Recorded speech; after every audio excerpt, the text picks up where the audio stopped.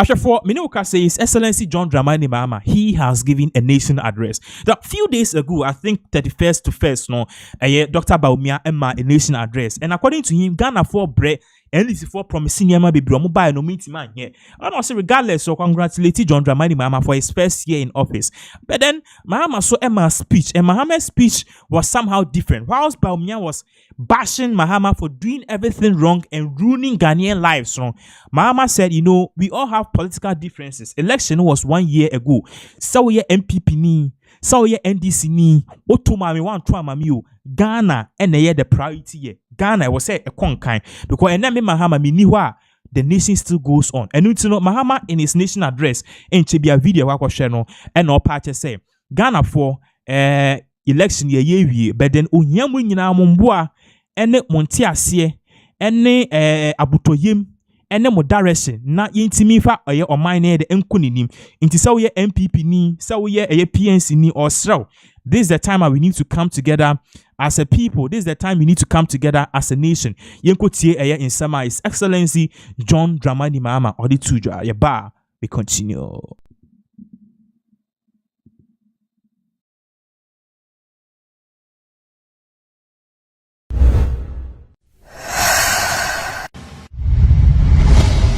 Good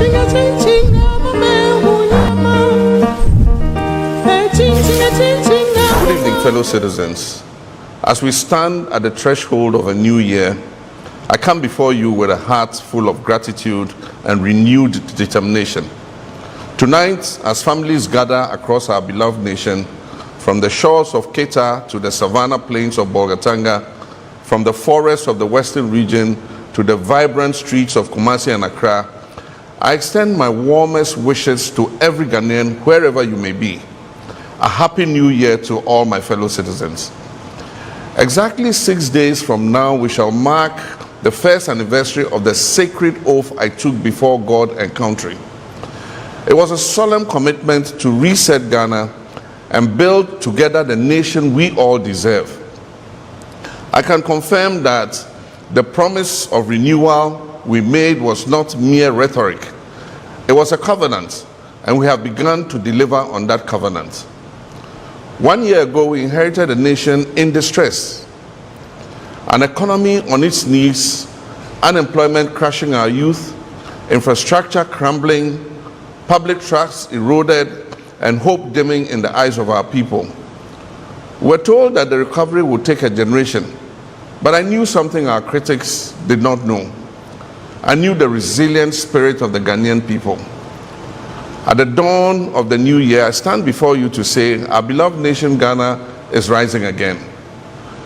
We've accomplished a lot together in the past 12 months through prudent management and difficult but necessary reforms. We've reduced inflation from the distressing levels above 23% by the end of 2024 and are hopeful to end 2025 with inflation at single digits of just above 5%.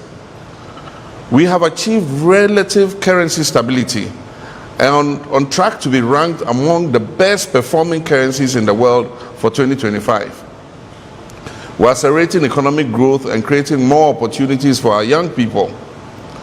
We've restored business confidence and have seen a significant increase in both domestic and foreign direct investment. We've restored Ghana's credibility with our international partners, successfully completed the renegotiation of our debt obligations on terms that protect our sovereignty while at the same time ensuring sustainability. We're beginning the process of exiting the IMF program with dignity, not as supplicants, but as partners. Our young people are Ghana's greatest assets. We're beginning to see significant growth in sectoral performance. Construction, manufacturing, agriculture, and services are showing very strong growth. This is creating a new opportunity for decent employment for our youth. Infrastructure is the backbone of development. We have begun the rehabilitation of over 2,000 kilometers of roads nationwide. We've restored a consistent supply of electricity and are expanding the rural electrification network to more than 1,000 additional communities. My countrymen and women, Ghana's image on the international stage has been positively boosted by our well-acclaimed reset agenda.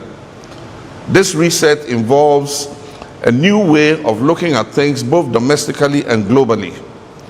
Domestically, our reset agenda is seeing a resurgence of faith in our democracy.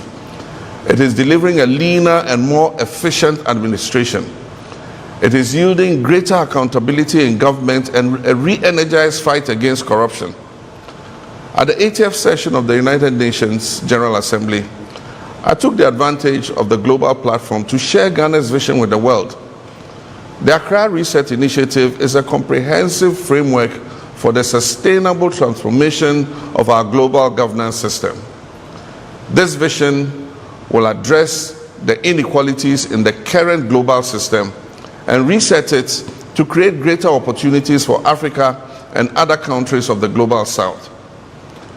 Ghana's call for a global reset will address interconnected challenges of our time, and I'm committed to leading it alongside other world leaders. This is our moment. This is Ghana's moment to lead. To our fellow Africans across this great continent, Ghana's story is a part of Africa's renaissance. The challenges we face are not unique to us. They are the common inheritance of our shared history and the collective responsibility of our shared future. We in Ghana have proved in 2025 that democracy works, that peaceful transitions of power strengthen us rather than weaken us, and that African solutions to African problems are not just slogans but achievable realities. As Ghana rises, we extend our hands to our neighbors and our partners across Africa. Together, we can and shall build the Africa we want. Together, we can prove to the world what is possible when developing nations are given the space and support to chart their own course. We invite the world to invest in Ghana's transformation, not out of benevolence, but out of the enlightened self-interest in a more stable, prosperous, and sustainable world.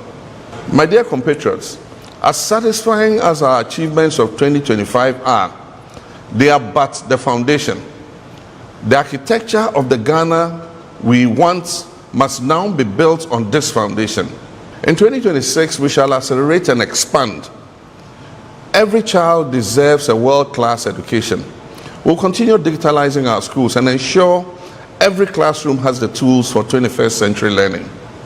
We shall operationalize universal health coverage through the free primary health care program, ensuring that no Ghanaian is denied care due to inability to pay. Through the Ghana Medical Trust Fund, we'll stretch a hand of support to our people suffering from non-communicable diseases.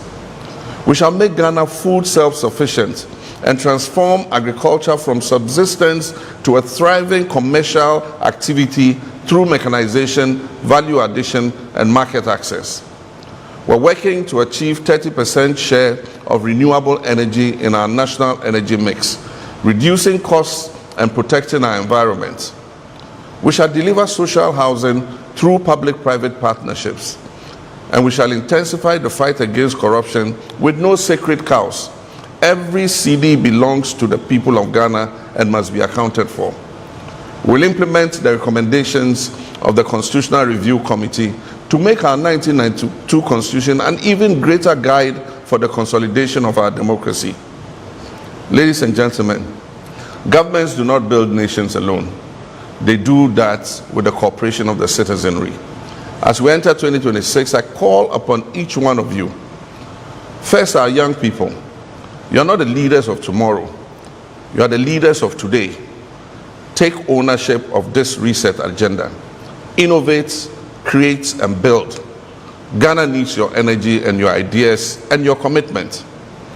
To our entrepreneurs and business leaders, invest in Ghana, build your businesses that create jobs and wealth for yourselves and for the Ghanaian economy. I pledge to maintain a conducive environment for your businesses to thrive. Your commitment must be to seize the opportunities that we create. To our civil society and media partners and watchdog institutions, continue to hold us accountable. A vibrant democracy needs your critical voice. We might not always agree, but we shall always respect the role you play in strengthening our nation. To our traditional leaders and faith-based communities, you are the custodians of our values and the anchors of our community. Help us build social cohesion and national unity, and help us nurture the moral fabric that holds our society together. To the public servants, yours is a noble calling. Serve with integrity and efficiency and dedication. The people's trust in government depends on your daily conduct. And to our diaspora community, you are Ghana's global ambassadors. Continue to make us proud wherever you are.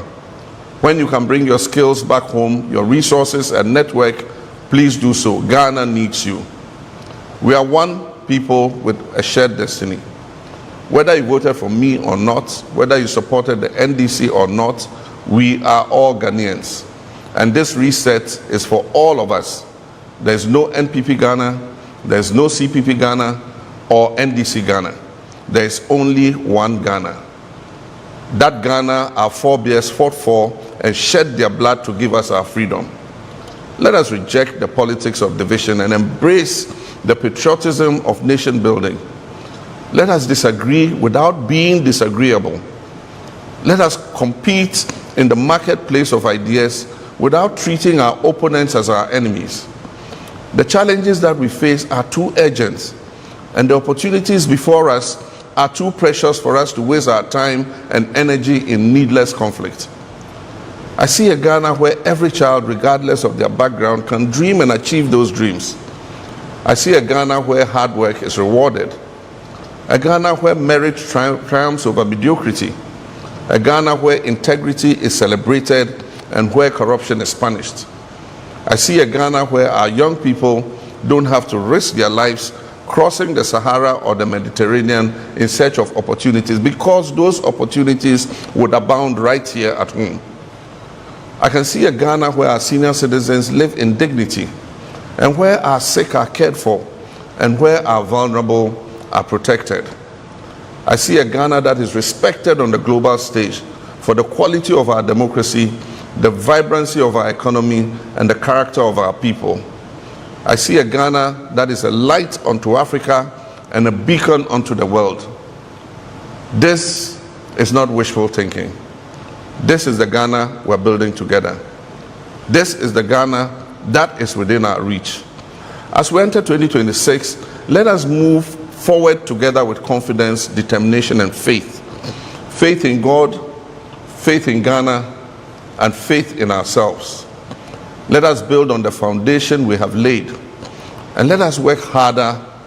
Let us dream bigger and achieve even greater things. Let us prove that the promise that inspired our founding fathers and mothers, and the promise that has sustained us through trials and challenges, is not just a promise, but a prophecy that is waiting to be fulfilled. May God bless you all.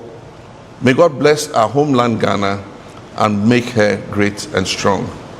Happy New Year, and may 2026 bring us all the prosperity, peace, and progress that we deserve as a nation. I thank you, my countrymen and women. Okay, so a very big welcome back. That was the president of the land, His Excellency John Dramani Mahama, saying, "So we should all come together, come together regardless of our party affiliations." But then on this same vein, a day called the next